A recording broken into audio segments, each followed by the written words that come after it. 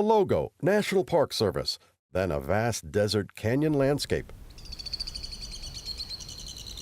You're watching Inside Canyonlands. A ranger's tour of cowboy photos and artifacts. Hi folks, I'm Karen Hanker at Canyonlands National Park. Cowboys hold a special place in the history of the American West. Romanticized in film, television, literature, even advertising, the image of the lone cowboy riding the range on his trusty horse is a national icon. But this quaint picture only tells part of the story, a story that took place right here at Canyonlands. For about 100 years, this area was used as winter pasture for nearby cattle ranches.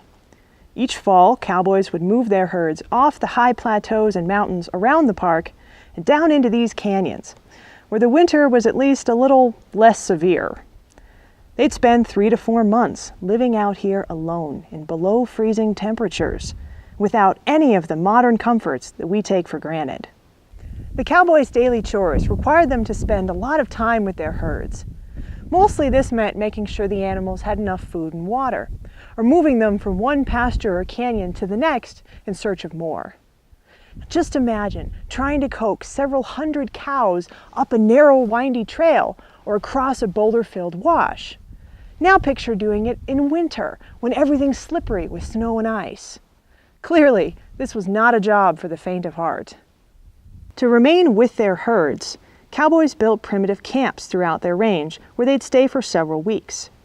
Most cowboy camps were built in natural alcoves like this one, Cave Spring in the Needles District. In addition to a roof, this location provided another crucial need: fresh water. A spring in the alcove wall here was the only reliable water source for miles. In fact, the aquifer that feeds this spring continues to supply water for visitors in the Needles District today. Cowboy camps had basic, handcrafted furnishings: a table, some chairs, a cupboard or pantry, and a grain bin for the horses.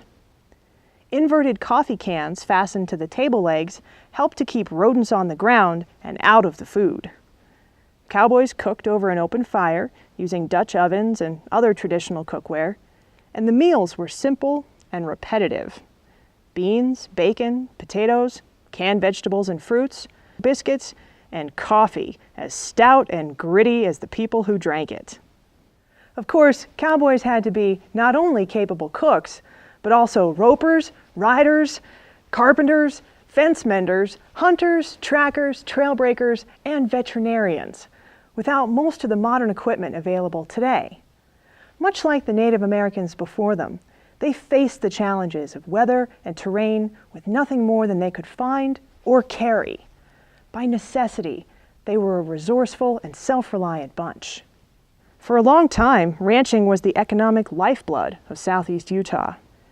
At its peak in the late 1920s, one of the larger ranches ran up to 10,000 head of cattle from Moab all the way to Monument Valley.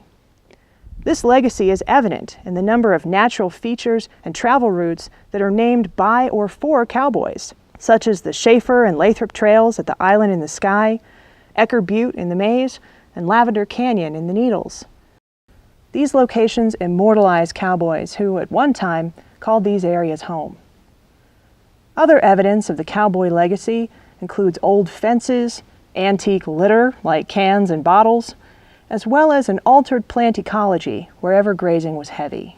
And though ranching inside Canyonlands was discontinued in 1975, much of the area around the park is still grazed by local ranches, and the job of a cowboy remains a challenging one. I'm Karen Hanker. Thanks for joining me on Inside Canyonlands. Produced by Neil Herbert, written by Karen Hanker, the National Park Service logo.